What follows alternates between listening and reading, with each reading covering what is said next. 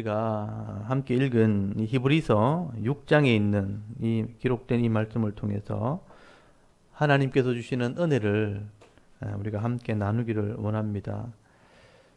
이 히브리서 6장에는요, 그 당시 초대교회 성도들이 당연히 알고 있어야 될 이 기독교에 대한 신앙의 초보에 대해서 기록을 하면서 경고하는 말씀을 덧붙여 놓은 것을 보게 됩니다.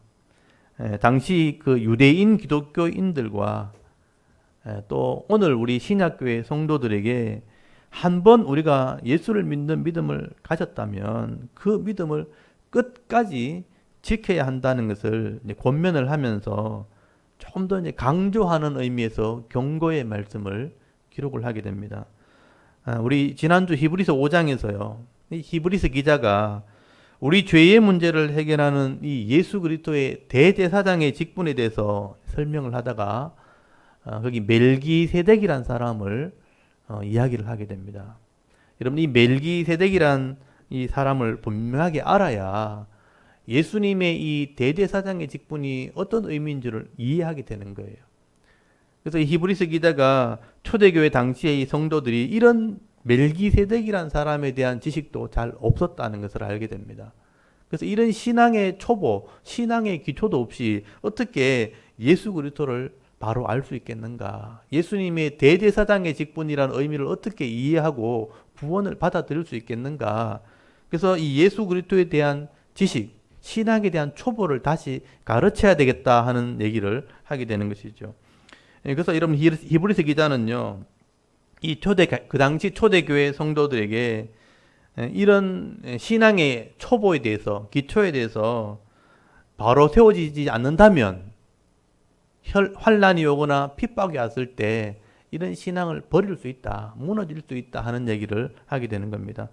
그래서 여러분, 이 히브리서 기자는 구약 성경을 통해서 이런 신앙의 기초를 다시 가르칠 필요가 있다는 것을 오늘 강조를 하면서 6장을 기록을 하게 되는 겁니다. 사실 우리 기독교인들도 마찬가지입니다. 신약교회 성도들도 우리가 이런 신앙을 변함없는 이 진리의 말씀을 바로 세워놓지 않게 되어지면 우리 신앙이 성장할 수가 없다는 거예요. 그냥 어린아이 같은 신앙이 머물러 있을 수 있고요. 또 더 중요한 것은 인생의 환란을 만났을 때, 또 사회에서 이런 생활 가운데 핍박을 당했을 때 조금만 어려움이 생기게 되면 이런 신앙이 무너진다는 겁니다. 신앙을 버릴 수도 있고 실숙하게 되어질 수 있다. 그래서 우리가 이런 신앙에는 완전한 대로 나가야 된다, 좀 성숙한 대로 나가야 된다 하는 것을 권면을 하게 되는 겁니다. 그래서 여러분, 오늘 6장 1절 2절 말씀을 보시면요, 그 당시 성도들이 바로 알아야 될 이런 신앙의 초보에 대해서 또 성숙함이 무엇인가 하는 것을 설명을 하게 됩니다. 오늘 여러분, 히브리서 6장은 그냥 일반 성도들이 봐도 처음에 딱 읽었을 때 이게 이런 것이구나 하고 딱 와닿지가 않을 정도로 조금 복잡하게 기록되어 있습니다. 잘 보셔야 됩니다, 오늘. 그래서 1절 2절 말씀을 보시면 신앙의 초보가 뭔지를 설명을 하게 되는데요, 여기 1절에 보니까 그러므로 우리가 그리스도의 도의 초보를 버리고 죽을 행실을 회개함과, 여기 첫 번째고요, 하나님께 대한 신앙과 두 번째, 그리고 세례와 안수와 세 번째고요, 죽은 자의 부활과 영원한 심판에 관한 교훈, 여기 네 번째입니다. 이런 교훈의 틀을 다시 닦지 말고 완전한 대로 나갈지니라. 여러분, 우리 성도들이 예수를 믿게 되었다면 이런 부분에서는 완전해야 된다. 그러니까 완전한 대로 나가려고 해야 된다. 이 완전하다는 게 뭐냐면, 열매로 치면 온전히 익은 열매, 성숙된 열매를 말하는 거예요. 그러니까 우리 신앙도 이런 성숙함으로 나가져야 된다. 여러분, 이 네 가지 정도를 지금 정리할 수 있죠. 첫 번째가 죽을 행실의 회개함. 성도가 뭘 회개해야 되는가? 죽을 행실이라는 게 뭐냐면 죄를 말하는 거예요. 죄 때문에 죽으니까 뭐가 죄고 뭘 회개해야 되는가? 이걸 분명히 알아야 되고요. 그리고 하나님에 대한 신앙, 하나님이 어떤 분인가 하는 것을 정리를 하고 있어야 됩니다. 그리고 세 번째가 세례와 안수. 내가 새롭게 되었다. 그리고 안수, 직분을 받았다. 내 소명이 뭔가. 그리고 마지막에 죽은 자에 대한 부활, 그리고 마지막 심판, 이 종말에 대한 신앙이 뭔지를 알아야 된다. 이게 기본적인 신앙의 초보라는 것입니다. 이런 내용은 또 배우고 또 배우고 이렇게 할 내용이 아니라는 거죠. 그러니까 내가 분명히 알고 있어야 된다. 이것에 대한 성숙함을 가지고 있습니다. 누가 말해도 이해하고 말할 수 있을 정도의 신앙이 있어야 된다. 그래서 여러분 네 가지를 한번 잘 정리해 보시면 개인적으로 정리하셔야 돼요. 내가 무슨 죽을 죄가 있고 뭘 하게 되는가. 인간이 죄인이라는 걸 알아야 된다는 거예요. 그럼 창세기를 배워야 알 수 있습니다. 왜 이 땅이 죄가 되었고 죽음에 이르게 되었는가. 이 사탄의 유혹으로 말미암아 하나님의 법을 어기게 된 것이거든요. 그래서 영원히 죽는 존재가 되었고, 그래서 우리가 죽는 거예요. 죽음 아래 고통이 따라오고 인생 전체가 고통이 된 거죠. 그래서 항상 고통이 따라옵니다. 질병에 대한 고통, 사고에 대한 고통, 재난에 대한 고통, 마음에 대한 고통, 이 고통 끝까지 가면 죽음이 오는 거예요. 왜 죽게 되었는가? 이 죽음을 해결할 수 있는 방법이 뭔가? 회개해야 한다는 거죠. 뭘 해결되는지를 말씀을 통해서 배워야 되는 겁니다. 그리고 하나님에 대한 신앙, 하나님이 창조주라는 걸 먼저 분명히 해야 돼요. 그리고 하나님이 우리의 구원주가 되신다는 거. 하나님만이 구원이 되시는 분이에요. 또 하나님이 심판주가 되신다는 것도 알아야 돼요. 이 구원을 이루지 못하면 반드시 심판이 있다는 것도 알아야 된다는 거예요. 이게 정리가 돼야 됩니다. 세 번째가 안수, 내가 예수 믿는 자로 변화되었다는 것과 그리고 세례가 변화되었다는 거죠. 안수는 직분을 받은 거죠. 내가 어떤 사명이 있는지를 알아야 된다는 거죠. 예수를 믿고 난 뒤에 여러분이 각자에게 주시는 안수, 그러니까 사명이 있다는 거예요. 저에게는 말씀을 가르치는 사명이 있는 것이고 여러분은 섬기는 사명이 있는 것이죠. 각자의 가정을 섬기고 직장을 섬기고 교회를 섬기는 사명, 그 사명을 알아야 인생이 의미가 있어지는 것입니다. 그리고 마지막 때는 반드시 부활과 심판이 있다는 거예요. 우리의 육신의 죽음 이후에는 영원한 삶으로 가는 부활이 있고 그리고 심판이 있습니다. 그리고 종말의 신앙에 대해서 분명히 알고 있어야 된다라고 말씀을 하게 되는 거죠. 이게 여러분 66권의 성경을 다 정리해야 나오는 겁니다. 이걸 이제 좀 요약한 것을 우리는 교의 또는 교리라고 표현하게 되죠. 그래서 교리 신학을 따로 배우게 되는 거죠. 신학교에서는 대부분 신학을 배우는, 교리에 대한 이런 정리한 신학을 배우게 되는 거예요. 근데 성경에서 이게 나왔기 때문에 성경과 신학을 같이 해야 되는데 교리만 해버리면 성경을 모르게 되고 성경만 가지고 있으면 정리를 잘 못하기 때문에 전체를 다 정리를 하고 있어야 되는 것이죠. 여러분, 그래서 이 교회가 이것을 체계적으로 가르치는 일을 해야 되는 것이다. 그리고 성도 입장에서는요, 이런 지식과 믿음을 내가 배우고 가지려고 노력해야 되는 거예요. 그냥 단순히 교회 오는 것으로 끝나면 안 됩니다. 우리 예수 믿는 성도들이요, 그냥 교회 다니는 것으로 만족해서는 안 된다는 겁니다. 내가 무엇을 믿고 있는지 그것을 분명히 알고 믿어야 된다는 겁니다. 그래야 여러분 지금 생이 내가 끝난다 할지라도 이 믿음으로 갈 수 있는 거잖아요. 이것을 알고 있어야, 정리하고 있어야 지금 이 생이 끝나도 하나님 앞에 이 믿음으로 설 수 있는 겁니다. 만약에 내가 나중에 이걸 좀 배우지 뭐, 나중에 내가 정리하지 뭐, 내가 분명하게 나중에 좀 이렇게 해야지 하다 생이 끝나버리면요, 이런 믿음 없이 하나님 앞에 서게 되는 거예요. 그래서 지금이라는 거예요. 지금 이것을 정리해야 된다. 분명하게 알고 있어야 된다. 이런 신앙의 초보를 알려고 하는 그런 사모함이 성도들에게 있어야 되는 겁니다. 그리고 교회에서는요, 이것을 가르치는 사명이 있는 거예요. 그리고 3절 한번 보십시오. 3절에 보시면요, 하나님께서 허락하시면 우리가 이것을 하리라. 이 네 가지 정도 정리된 초보를 가르치는 일을 하리라. 이 히브리서 기자가 지금 설명하잖아. 이게 바울이 있었다면 바울이 나는 이것을 교회에서 가르쳐야 된다고 생각한다. 그렇게 지금 말씀을 하고 있는 것입니다.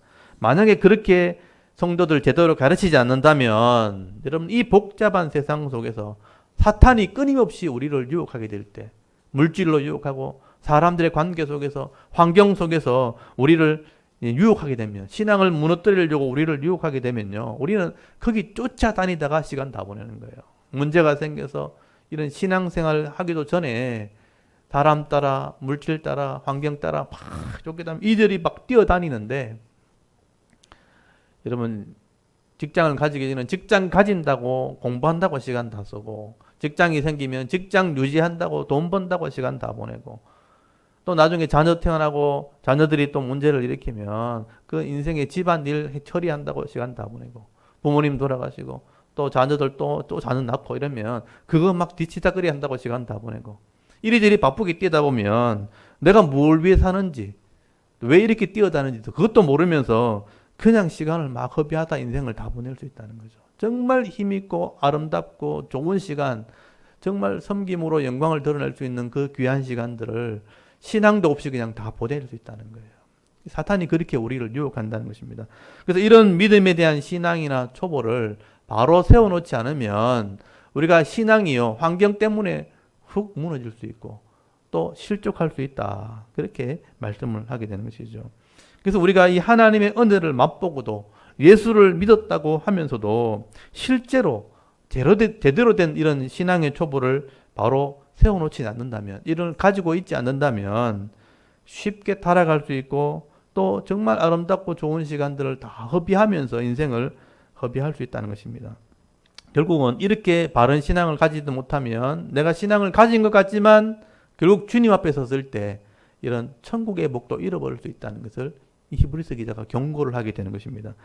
그래서 이 당시에 유대인 기독교인들이요, 예수 믿었다 해놔놓고 그 신앙 다 버리고 다시 유대교로 돌아가는 거예요. 그래서 이 히브리서 기자가 이런 강조하는 의미에서 강한 표현들을 오늘 본문에 기록을 하게 되는 것입니다. 그래서 이제 히브리서 기자는요, 이렇게 신앙을 한번 가져놓고 한번 실족해 버린다면 다시 돌아오기 쉽지 않다. 이런 얘기를 이제 히브리서 기자가 처음으로 하게 됩니다. 여러분 오늘 4절, 6절 한번 보시면요, 이게 경고의 말씀이에요. 4절에 보니까 한번 빛을 받고 하늘의 은사를 맛보고 성령에 참여한 바 되고 하나님의 선한 말씀과 내세의 능력을 맛보고도 그랬잖아요. 이게 신앙생활이잖아요. 타락한 자들은 다시 새롭게 하여 회개하게 할 수 없나니 이는 그들이 하나님의 아들을 다시 십자가에 못 박아 드러내놓고 욕되게 함이라. 이렇게 말씀을 하게 되죠. 이런 표현은 다른 성경에 나오지 않습니다. 히브리서에만 나오는 표현이에요. 굉장히 강하게 지금 표현하고 있는 거죠. 그 당시에 기독교 신앙을 버리려고 하는 사람들에게 강조하는 말입니다. 당시에는 로마의 핍박이 있었고요. 정치적인 핍박이 있었다는 거예요. 그래서 기독교인들 드러내놓고 예배를 드리지 못하는 상황이었습니다. 그러니까 예수님 이후에 로마의 황제에 의해 핍박을 받으면서 황제를 이제 섬기고 황제에게 세금을 바치고 황제를 위해서만 이렇게 살아갈 수 있도록 그런 어떤 상황이 되었던 시대이기 때문에 예수님을 왕으로 섬긴다든지 예수님을 예배한다든지 이게 있을 수 없는 시대였어요. 그래서 숨어서 예배드리는 시대입니다. 그런데다가 유대인의 이단으로 이제 기독교를 취급을 했기 때문에 유대인들에게도 핍박을 받은 거죠. 정치적으로는 로마의 핍박을 받았고 삶 속에서는 유대인들에게 사회 공동체 속에서 핍박을 받은 거예요. 지금 우리 아프가니스탄에서 정부군이 탈레반에게 쫓겨났잖아요. 그러니까 핍박받는 거 똑같은 거예요. 유대인들이 기독교인을 쫓아내는 것처럼 그렇게 된 거예요. 그러니까 엄청난 삶의 핍박이 느껴진 것이죠. 그렇게 핍박이 왔을 때 신앙을 버리고 배교를 해버리면, 여러분 한 사람이 고통당하는 게 아니고 이 배교한 사람이요, 기독교인 공동체를 고발하게 되는 거예요. 자기 안 죽으려고 그런 상황이 된 겁니다. 그렇게 되었을 때 혼자 죽는 게 아니고 그 공동체 전체가 다 죽어버리는 그런 일들이 실제로 벌어지게 됩니다. 그래서 히브리서 기자가 너의 신앙을 지금 버리는 순간에, 배교하는 순간에, 이 믿음을 버리는 순간에 교회 전체가 무너질 수 있다. 그렇다면 네가 한번 타락해버리면, 다시 기독교인에서 신앙을 버려버리면 돌아오기 쉽지 않다. 왜냐하면 교회 전체를 무너지게 만들었기 때문에. 그건 예수 그리스도에 다시 십자가에 못 박는 것 같은 거다. 그렇게 강하게 지금 표현을 하게 되는 것이죠. 그래서 이렇게 성도가 배교하지 않도록 한번 타락한 자는 돌아오기 쉽지 않다. 이것을 강조를 할 수밖에 없는 것이죠. 그래서 한번 빛을 보고, 이런 표현. 어둠이 빛이 되었다는 거죠. 은사를 맛봤다. 하나님 백성이 되었다는 거죠. 성령에 참여한 바 되고 하나님 말씀과 내세의 능력을 맛봤다. 천국을 알게 되었다는 거예요. 그렇게 되었다 하는 것은 이제 유대인 기독교인들을 말하는 겁니다. 이 기독교인들이 그렇게 해놓고 다시 유대교로 돌아간다면, 이 신앙을 버려버린다면 결국은 너 혼자 망하는 게 아니고 다 망하는 길이다. 여러분, 그래서 마음으로 예수를 믿었다고 하지만 앞에서 말하는 이런 신앙의 기초를 바로 세우지 못한다면, 온전한 신앙으로 나가지 못한다면 이렇게 타락할 수 있다. 그러면 타락하면 다시는 회복되지 못한다. 여기 타락한다는 말이 어떤 의미냐 하면요, 그냥 옆으로 떨어진다 이런 개념이에요. 이 타락이라는 게 한문으로 기록됐잖아요. 한문을 찾아보시면 타자와 락자는 떨어질 타자, 떨어질 락자예요. 어떤 길에서 벗어났다 이런 뜻입니다. 그래서 변질되었다든지 무너졌다든지 어떤 길에서 벗어났다 이런 의미입니다. 그래서 이렇게 은혜에 참여하고 하나님의 은혜를 경험하고 나서 타락해버리면 다시 새롭게 회개할 수 없다. 그래서 강하게 이런 표현을 하게 되는 것이죠. 뭐 반대로 얘기하면요, 절대로 하지 마라 이런 의미입니다. 이걸 그렇게 받아들이시면, 이렇게 한번 타락해보면 돌아오지 못한다고 말하는 얘기는 절대로 이렇게 안 했으면 좋겠다. 절대로 그렇게 하지 마라. 하나님께서는 끝까지 돌아오기를 기다리지만 우리 인간편에서는 한번 타락하면 돌아오기 쉽지 않다. 그래서 여러분 7절 한번 보십시오. 이걸 이제 비유로 설명합니다. 7절, 8절은 이렇게 박스로 쳐놔야 돼요. 앞에 내용을 비유로 설명하는 겁니다. 땅이 그 위에 자주 내리는 비를 흡수하여 밭 가는 자들이 쓰기에 합당한 채소를 내면, 바른 믿음을 가진 사람들이죠, 하나님께 복을 받고, 결국 천국을 말하는 것이고요. 만일 가시와 엉겅퀴를 내면 버림을 당하고 저주함에 가까워 그 마지막은 불사람이 되리라. 만약에 이 엉겅퀴와 가시를 낸다는 건 뭐냐면 제대로 된 믿음이 없으면 이거죠. 열매가 안 나왔다는 거예요. 그래서 똑같은 말씀을 받고 똑같은 은혜를 받았음에도 불구하고 채소, 열매가 나온 게 아니고 가시와 엉겅퀴가 나오면 사람을 찌르는 거잖아요. 고통 주는 거죠. 그래서 벌이 받게 되고 저주받게 되어지고 불사른다는 건 지옥 간다는 뜻이잖아요. 이렇게 하나님의 비라는 게 은혜 또는 말씀이라고 보시면 돼요. 하나님의 은혜와 말씀을 이렇게 다 받았음에도 불구하고 이걸 제대로 받아들인 사람이라면 열매가 나오겠죠. 채소가 나오겠죠. 근데 이런 믿음으로 받아들이지 않게 되어지면 가시와 엉겅퀴가 나온다. 제대로는 삶이 안 나온다는 거예요. 그렇게 되면 벌어진다는 거예요. 불태워진다. 천국에 들어가지 못한다. 근데 여러분, 이렇게 농사로 이것을 비유하는 이유가 뭐냐면요, 비가 와도 하나님의 말씀과 은혜가 임해도 이런 농부의 수고란 게 있어야지만 열매가 나온다는 것을 설명을 하고 싶은 겁니다. 여기 지금 농부의 비유를 써놨다는 것 자체를 여러분 이해를 하셔야 돼요.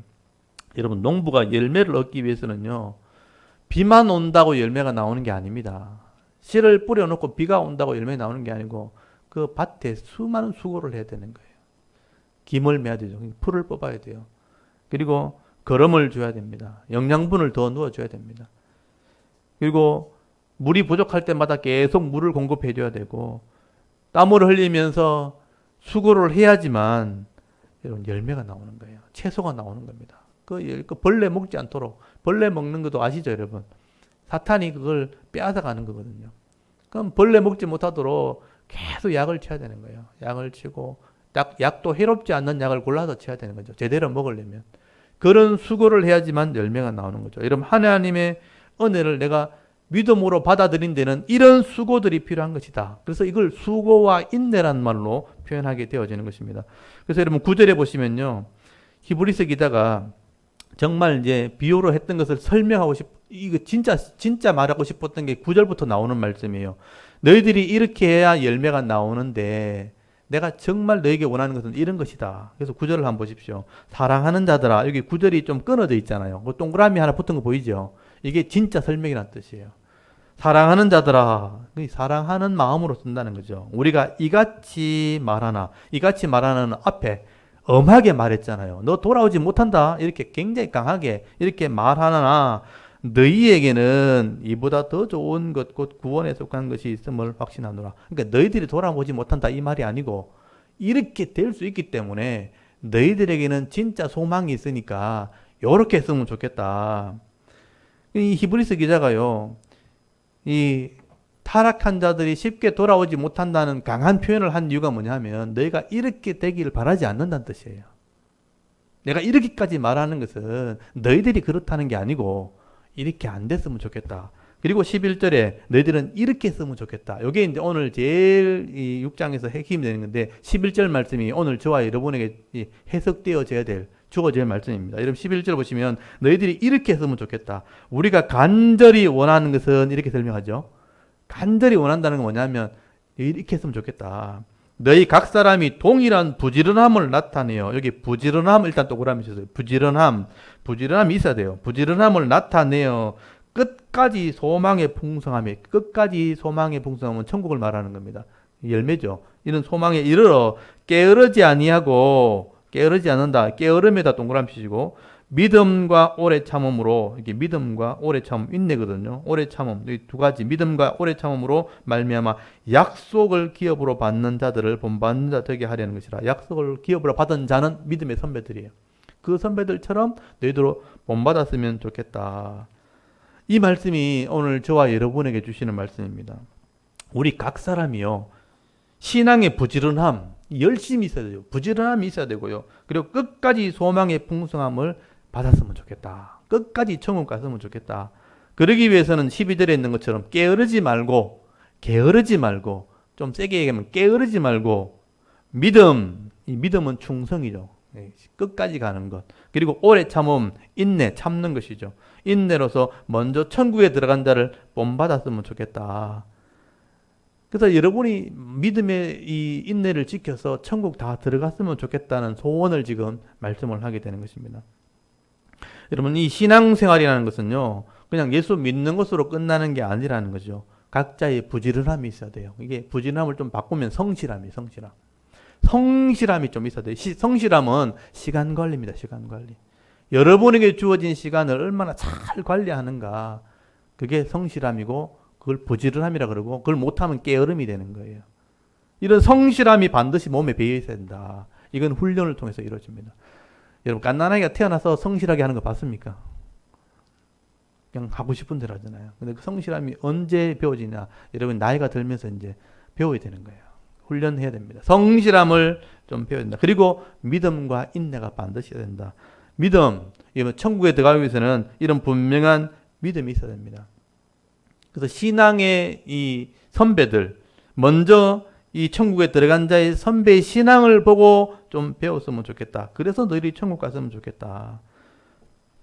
그래서 이런 농부가 열매를 얻기 위해서는, 이 채소라는 복을 얻기 위해서는 이런 영적인 수고가 있는 것처럼 여러분이 천국의 복을 받기 위해서는 이런 수고들이 있어야 된다. 세 가지가 반드시 있어야 된다. 게으르지 않는 것, 그리고 충성과 인내 세 가지가 있어야 된다. 그래서 거기 12절에 게으르지 아니하고 믿음과 오래 참음, 여기 세 가지거든요. 게으르지 않는 것, 성실함을 좀 배워야 된다. 그래서 요즘 우리가 삶을 이렇게 살아가는 걸 보면 사람들이 너무 편하게 지내려고 하는 그런 상황이 지금 돼버렸습니다. 그러니까 저도 나이가 많은 건 아니지만 자꾸 옛날 얘기를 하게 되는 거는 옛날은 그렇지 않았다는 거죠. 그래서 라떼란 말을 싫어한다 그러는데, 근데 하게 돼요, 자꾸. 우리 어릴 때는 그렇지 않았는데, 우리 어릴 때는 사실 참 별로 차도 없었고, 학교 다닐 때 차 타고 다니는 사람은 거의 없거든요. 걸어 다닌 거죠, 걸어 다닌 거. 그래서 성실을 배우거든요. 그러니까 일을 할 때도 집안에 무슨 일을 할 때 전부 손으로 다 했잖아요. 근데 요즘 여자들 얼마나 편해요. 밥통이 밥 다 해주죠. 또 세탁기가 세탁 다 해주죠. 요즘 건조도 해주죠.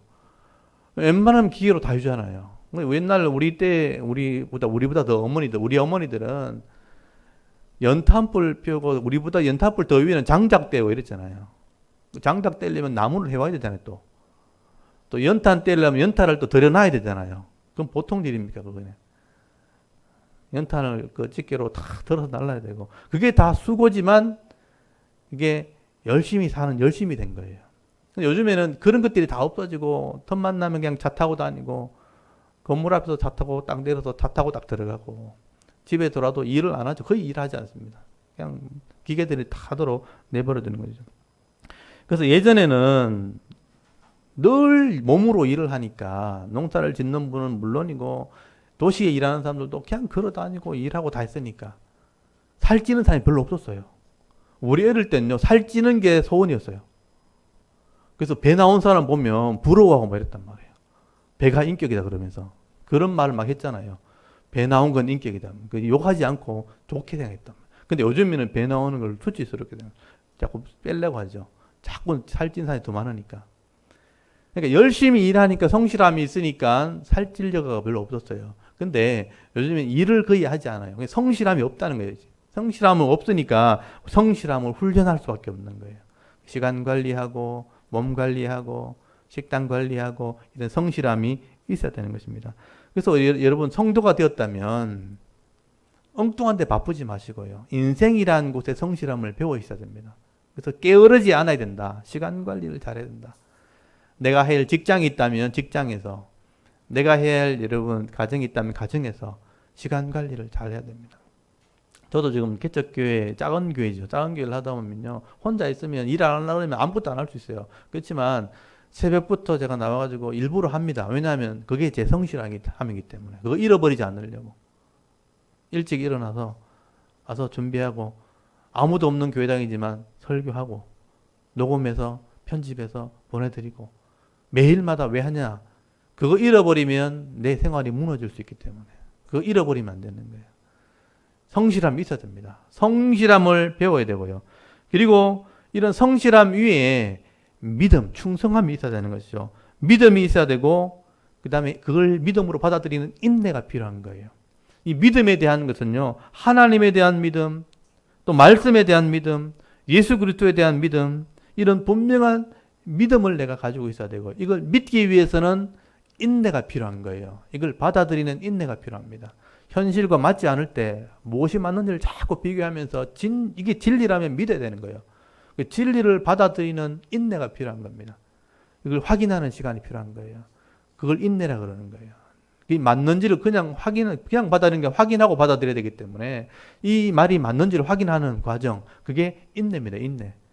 그래서 그걸 맞다면 받아들이고 내가 실천하는 것입니다.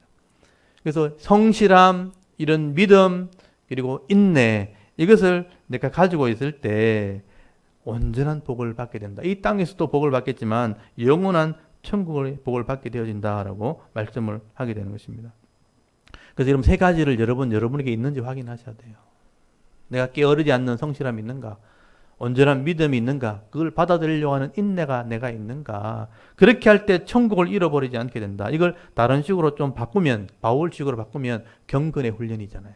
이런 경건의 훈련을 하게 되어질 때 바른 믿음을 가지게 되어지는 것이다. 천국을 잃어버리지 않는 것이다 라고 말씀하는 겁니다.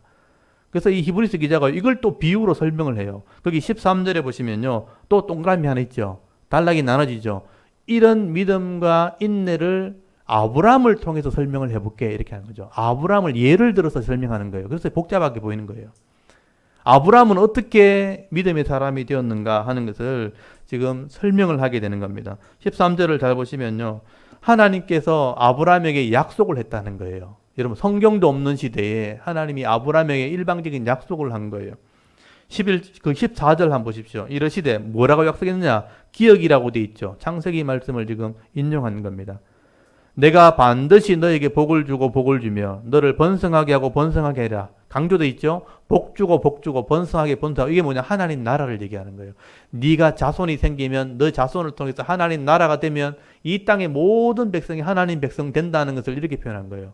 이게 복이 되고 번성하게 되고 번성하게 되고 너를 통해서 하나님 나라가 되는 약속을 주셨다는 거예요. 여러분 이 약속이 그냥 주어진 게 아니고 하나님이 말로 했는데 그 당시에 성경이 없던 시대잖아요. 말로 했는데 이 말이 믿을 만하지 못하잖아요. 그래서 하나님이 자기 이름으로 맹세를 했다는 거예요. 그래서 거기 잘 보시면요. 13절 한번 보세요. 하나님이 아브라함에게 약속을 하실 때에 가리켜 맹세한 자가 자기보다 더 큰 이가 없으므로 자기를 가리켜 맹세했다. 이 맹세란 말이 또 뭐냐면요. 이것도 참 표현하기 애매한 게 맹세가 뭐냐면 약속은 약속이고요. 변하지 않는 내용이고요. 맹세는 그것을 반드시 이루어진다는 다짐이거든요. 어떤 계약서의 서명과 같은 거, 도장과 같은 거죠. 맹세를 한문으로 찾아보시면 맹세할 맹자에 맹세할 세자예요. 그 똑같은 말이에요. 이걸 좀 바꾸면 다짐했다. 그러면 사인을 했다. 도장을 찍었다. 이런 의미. 약속은 있고 이걸 이루어진다는 다짐이거든요. 하나님이 그렇게 해서 아브라함에게 약속을 했다는 거죠.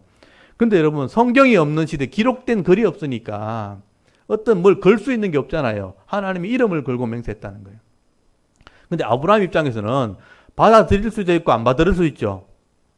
뭐 어떤 문서라면 받아들이고 도장 찍으면 되는데 말로 한 것이니까 받아들일 수 있고 안 받아들일 수 있는데 아브라함은 그것을 믿음으로 받아들였다는 거죠. 근데 받아들일 때 어떻게 받았느냐? 인내함으로 받아들였다. 그걸 확인했다는 겁니다. 그래서 15절 보세요. 그가 아브라함이 이같이 오래 참아 약속을 받았다고 돼 있잖아요. 오래 참다는 게 뭐냐면 앞에 나왔던 12절에 오래 참음, 이렇게 인내를 말하는 거예요. 그래서 아브라함이 하나님의 약속을 받아들일 때 쉽지 않았다는 얘기입니다. 아브라함은 75세 때 부름 받았거든요. 근데 100살 때 믿었거든요. 25년 걸렸어요. 아브라함이 이 하나님이 나라를 주고 번성하겠다는 약속을 들었는데, 하나님 나라 복을 주겠다는 약속을 들었는데 그걸 확실하게 받아들이는 데는 25년 걸렸어요. 쉽지 않다는 얘기입니다. 처음에는 이게 믿긴 했는데 확실하지 않는 거예요. 그래서 막 거짓말도 막 하고 이래요. 남도 속이고 자기 부인을 여동생이라고 그러고, 그리고 육신의 아들을 막 낳잖아요. 이스마엘을 낳았잖아요. 자기 부인이 나이가 들어서 아기를 못 낳는다는 확신이 드니까 하나님 말보다 이게 더 분명한 거예요. 아기 못 낳으면 내가 다른 애를 낳아야 되겠다 해서 종에게 아들 낳았잖아요. 그게 하나님 약속을 지킨 게 아니거든요. 그러니까 막 부족하지만 이렇게 막 부딪히면서 이렇게 약속을 믿긴 하는데 제대로 된 믿음이 없이 지나왔잖아요. 근데 이삭이 딱 태어나면서부터 진짜 믿은 거예요. 아, 하나님이 진짜 복 주겠다는 약속이 맞겠구나. 나라 이루어진다는 게 맞겠구나. 이삭이 태어나면서 그걸 받아들인 거예요. 그러니까 25년 동안 인내로서 계속 갈등하다가 딱 받아들이고, 그때부터 100살 때부터 진짜 하나님 나라가 이루어진 것을 받아들인 거죠. 그리고 이삭이 태어나면서부터 하나님 나라가 이루어진 것을 눈으로 보게 됩니다. 이삭이 야곱을 낳고 야곱이 12아들을 낳게 되고 12아들이 이제 나라가 된 거예요. 그게 이스라엘입니다. 근데 이 이스라엘을 통해서 다윗이 태어나고 왕이 되었고요. 다윗의 아들을 통해서 예수 그리스도가 태어났고 예수 그리스도가 이 땅에 진짜 하나님 나라를 이룬 거예요. 그래서 이런 아브라함의 약속이 아브라함에게 한 약속이죠. 그 약속이 진짜 변하지 않고 예수님을 통해서 이루어진 거예요. 그렇다면 이 약속은 반드시 이루어진다. 하나님의 약속은 변하지 않는다. 아브라함을 통해서 그걸 설명하는 겁니다. 그래서 아브라함에겐 약속과 하나님이 한 맹세는 반드시 이루어진다. 아브라함을 통해서 이것이 증명이 되었다는 거예요. 아브라함이 그것을 인생 살 때 받아들였고 그것이 실제로 이스라엘을 통해서 이루어졌고 예수를 통해서 완성이 되었다. 그렇다면 하나님의 약속과 맹세는 반드시 이루어진다. 그래서 여러분 17절 말씀을 하게 된 거예요. 그래서 17절 말씀이 굉장히 어려운 거예요. 하나님은 약속을 기업으로 받는 자들에게 그 뜻이 변하지 아니한 것을 충분히 나타내시려고 그 일을 맹세로 보정하셨다. 약속은 변하지 않는 거고요. 맹세로 보정이 되었다. 증명이 됐다. 18절에 이는 하나님이 거짓말하실 수 없는 이 두 가지가 뭐냐면 약속과 맹세예요. 이 두 가지 변하지 못할 사실로 말미암아 앞에 있는 소망을 얻으려고 피난처를 찾는 우리에게, 천국 가려고 하는 우리에게 큰 안위를 받게 하심이라. 이게 확실하기 때문에 안위를 받는다, 위로를 받는다라고 말씀을 하게 되죠. 이게 처음 읽으면 이게 무슨 말인지 잘 몰라요. 아브라함이 약속을 믿었고 맹세한 것이 실제로 이루어졌기 때문에 이 두 가지는 반드시 이루어진다. 그게 약속과 맹세예요. 이 하나님의 약속과 맹세를 믿는 사람들은 천국을 가기를 원하는 사람들에게는 이게 위로가 된다. 확신이 된다라고 말씀을 하게 되는 것입니다. 이게 이해가 됩니까? 그렇다면 이 약속이 아브라함을 통해서 이루어진 것을 확실하게 눈으로 확인했다면 나에게도 이루어지는 걸 믿는 거예요. 그 믿음을 버리면 안 된다는 거예요. 그 믿음을 붙들어야 된다. 그래서 이 믿음을 유대인 기독교인들에게 버리지 말라고 얘기하는 겁니다. 아브라함이 확정했다는 거죠.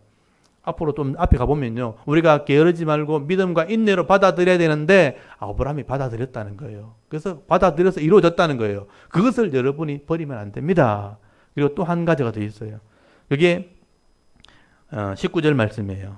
예수 그리스도가 우리의 대제사장이 되었기 때문에 이 사실을 믿음으로 받아들이면 우리는 천국에 들어갈 수 있다. 이 확신을 가질 수 있다. 두 번째를 얘기하게 됩니다. 예수님이 우리의 대제사장 된다는 건 뭐냐면요. 죄를 속했다는 거예요. 죄값을 지불했다는 겁니다. 그것은 확실한 것이다. 19절에 보니까 우리가 이 소망을 가지고 있는 것은 영혼의 닷 같아. 여러분 다시 뭔지 아시죠? 배를 움직이지 않도록 하는 그 무거운 줄을 닷이라 그래요.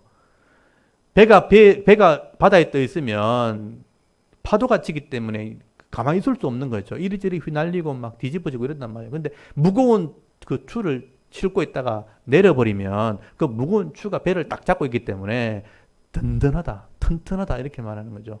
그래서 예수 그리스도가 우리의 대제사장 되시는 것은 우리의 영혼의 닭과 같은 거다. 흔들리지 않는 견고함이 된다는 거예요. 그래서 예수께서 그 대제사장 되심을 비교하면서 영혼의 닭같이 튼튼하고 견고하여 휘장 안에 들어가나니라고 되어 있죠. 이 휘장 안에 들어간다는 것은 유대인들의 표현이에요. 그 성소 안에 휘장에 안에 들어가면 지성소가 나오거든요. 지성소에 들어간다는 뜻이에요. 휘장 안에 들어간다는 것은 대제사장이 지성소에 한 번 들어가거든요. 1년에 한 번, 7월 10일 날, 대속죄일 날 들어가면 죄가 용서되는 거예요. 그래서 용서되기 때문에 자유함을 얻게 되고 복을 받게 되는 겁니다. 그래서 예수님이 영혼의 닷같이 대제사장이 되어서 진짜 휘장에 들어갔다. 그걸 믿는 것이다. 그래서 20절을 보시면요. 그리로, 이게 휘장으로 앞서가신 예수께서 멜기세덱의 반차, 이 순서를 따라서 영원히 대제사장이 되어 우리를 위하여 들어가셨느니라. 지금 요약해서 지금 설명하고 있는 거잖아요. 그러니까 처음에는 이게 무슨 말인지 잘 몰라요. 예수님이 멜기세덱의 순서를 따라서 하나님의 계율을 따라서 대제사장이 되어서 실제로 휘장 안에 들어가셨다. 우리를 위해서 들어갔다는 거 뭐냐면 우리 죄를 위해서 속죄했다 이런 뜻이에요. 여러분 구약의 이스라엘 백성들은요. 대제사장, 인간 대제사장이 지성소에 들어가야 죄가 용서된다고 믿거든요. 근데 그거는 하나의 그림자고 실제 예수님은 하늘에 있는 진짜 성소에 들어가신 거예요. 그래서 우리의 죄가 용서될 수 있는 거예요. 뒤에 나중에 설명이 나와요. 9장에 나오는데 여러분 9장 한번 찾아보십시오. 거기 보시면 9장 24절 나중에 이거 배우겠지만 예수님은 진짜 성소에 들어가셨다. 여러분 9장 24절 한번 읽어볼까요? 거기 9장 24절 읽겠습니다. 시작. 그리스도께서는 참 끝의 그림자인 손으로 만든 성소에 들어가지 아니하시고 바로 그 하늘에 들어가사 이제 우리를 위하여 하나님 앞에 나타나시고 이렇게 설명하죠. 예수님께서 하늘의 성소에 들어갔다. 이 얘기는 뭐냐면 모세가 땅에 성소를 만들 때 진짜 하늘의 성소를 모양을 본따서 만들었거든요. 그 얘기는 진짜 하늘의 성소가 있다는 뜻이고요. 이 인간의 제사장은 여기서 땅에 있는 성소에 들어가서 속죄를 하지만 예수님은 진짜 하늘 성소에 십자가에 죽으셔서 제물을 되셔가지고 대제사장으로 들어가신 거다. 그러면 우리 죄가 완전히 용서되시는 거다라고 설명을 하는 겁니다. 그렇다면 예수님이 대제사장 되신 것을 믿는다면 우리의 죄가 용서된 것을 우리가 믿을 수 있는 것입니다. 그래서 우리가 앞서 가신 이 멜기세덱의 반차를 따라서 대제사장 되어서 우리 죄를 위해서 영원히 대제사장 되신 이 예수 그리스도를 믿는 것은 우리의 영혼의 닷 같은 거다. 흔들리지 않는 믿음이 되는 것이다 라고 설명을 하게 되는 것입니다. 우리가 그것을 믿을 때 이 천국에 대한 약속을 확신할 수 있다라고 말씀을 하게 되는 것입니다. 그러므로 우리가 이 천국에 들어간다는 이 약속은요 너무나 분명하다고 말씀하시는 것입니다. 그렇기 때문에 인내함으로 우리가 이 예수를 믿는 믿음을 끝까지 버려서는 안 된다. 끝까지 이 믿음을 지켜야 된다는 것을 말씀을 하게 되는 것이죠.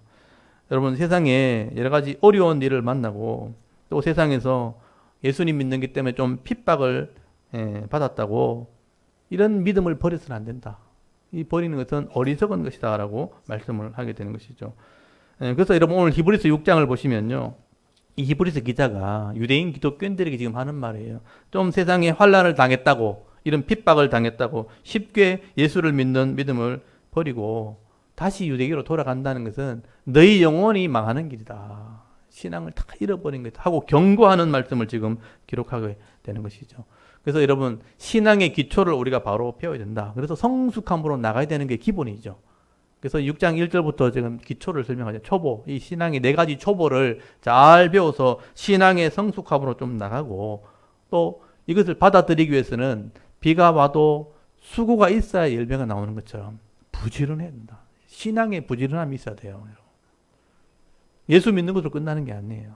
세상 사람보다 더 부지런하게, 더 게으르지 않게 이런 믿음으로, 충성됨으로, 인내로서 우리가 믿음을 지켜나간다면 이 하나님이 약속하신 이 하나님 나라의 복을 반드시 받게 될 것이다. 이게 우리의 믿음이다. 그러므로 이 히브리서 6장을 우리가 이해했다면요, 오늘 지금 이 하루가 성실함이 되어야 되는 겁니다. 이 약속을 믿고 오늘도 성실하게 삶을 살아가야 되는 거죠. 지금 코로나가 지금 와서 막 사회를 이렇게 혼란하게 만들고 이런 경제적인 어려움이 와서 고통을 당했다고 해서 또 정부가 교회를 핍박한다고 해서 이걸 핑계 삼아서 우리가 나태하면 안 된다는 거예요. 이것 때문에 신앙이 무너지면 안 된다는 겁니다. 우리 목사들은요, 이제 앞으로 이런 차별금지법이라는 이런 게 법적으로 통과돼 버리면 잘못된 것을 이제 설교를 못할 상황이 올 수 있어요. 죄를 지적하는 설교도 어려울 수 있습니다. 또 지금 청와대에 교회 폐지하는 지금 청원이 올라가 있어요. 교회를 폐지하자는 그런 청원도 법적으로 만들겠다고 지금 하는 겁니다. 모이는 것 자체를 못하게 하겠다는 거예요. 근데 그렇게 됐다고 해서 우리 신앙을 버릴 수 없는 거죠. 그러니까 로마 당시에나 초대교회 당시에는 더 큰 핍박이 있었거든요. 그런 핍박이 와도 신앙을 버리지 말라고 했다면 오늘 우리 사회를 바라보면서 개인적인 어떤 신앙에 대한 핍박이나 교회에 대한 어떤 정부의 핍박이 온다 할지라도 이 믿음은 버리면 안 되는 거예요. 설사 종말이 온다 할지라도, 그러면 나중에 요한계시록까지 가보면 종말이 온다 할지라도, 세상이 타락한다 할지라도 이런 신앙은 버릴 수 없는 것이다. 여러분이 개인의 고통이 온다 할지라도, 또 여러분은 개인의 죽음이 우리 앞에 있다 할지라도 이런 신앙은 버릴 수 없다. 그래서 오늘도 우리가 예배를 드리는 거야. 모일 수 있는 방법이 있다면 모여서 예배 드리는, 공예배를 드리는 것이고요. 또 하나님 말씀에 순종을 해야 되죠. 문제가 생기면 이 문제를 위해서 기도하면서 가야 되는 거예요. 문제를 생기면 문제를 해결하면서 가야 되는 겁니다. 그래서 우리가 인내로서 이것을 진리를 지켜나갈 때, 믿음을 지켜나갈 때 결국은 이 천국의 복, 하늘나라 복, 확신한 복을, 하나님이 약속하신 복을 누리게 되는 것이다. 그 복을 받는 것이 성도여야 되는 것이다. 이런 복을 제대로 누리는 사람이 점점 줄어들고 있거든요. 여러분이 그런 복을 좀 제대로 받으셔야 되는 거죠.